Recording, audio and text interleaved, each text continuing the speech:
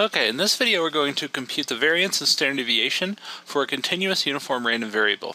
And I went ahead and typed out the PDF here, just because you've seen that PDF a few times. I don't think you need to wait on me to mess around with Maple just to get it to look like what I wanted to. And instead we're going to be able to jump straight into calculating that variance. So the variance of my random variable x, and I didn't actually state it this time, I probably should have.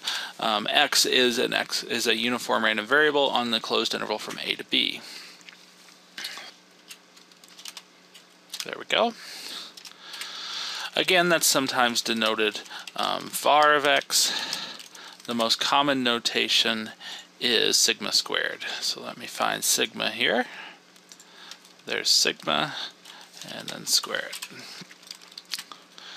Okay, and remember that this is the expectation of x minus mu, the mean, squared.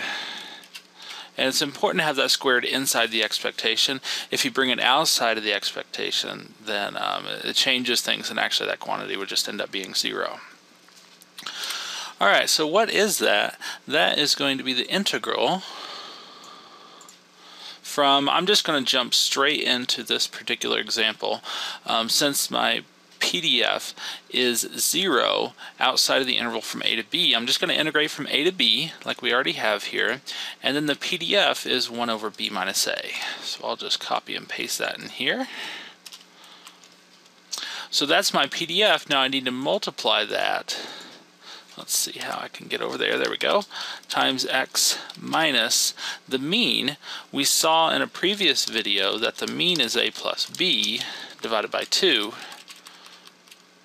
And we need to multiply that whole thing squared times the PDF. Okay, so we have x minus the mean squared times the PDF times dx. So we're going to integrate that. So let me pull up Wolfram alpha. We're going to integrate x minus a plus b divided by 2 squared times 1 divided by b minus a. And we're integrating from x equals a to b. Press enter. And this is going to be the variance, and we find that the variance of a continuous uniform random variable is a minus b squared over 12. Now this is a little funny. For a continuous random variable to be defined on a closed interval from a to b, b needs to be bigger than a, so they're actually squaring a negative number. I'm going to switch the order. In my experience, that's the most common way to see this variance written out. Okay, so I'm going to need to put this on a new line here. So it equals b minus a squared divided by 12. And where that 12 comes from is really a mystery. I don't know any good way to say it, or any good way to describe it. Alright, so that is the variance for a continuous uniform random variable. The standard deviation, I didn't say this in the video in which I defined variance. Let me get rid of that. But standard deviation, once again, is just the square root of variance, as it was for a discrete random variable. So there's not anything new there. And get everything set up, and we'll be able to do that. So the standard deviation of x, and I've seen SD of x before, but it's pretty uncommon. Instead, it's usually just written out like this or done in Greek letter form. Pull up the sigma.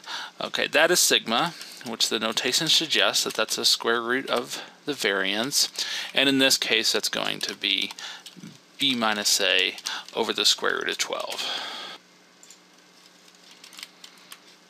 And I can take off these parentheses. Okay, and that's it. There is the there's the variance, and there is the standard deviation for a continuous uniform random variable.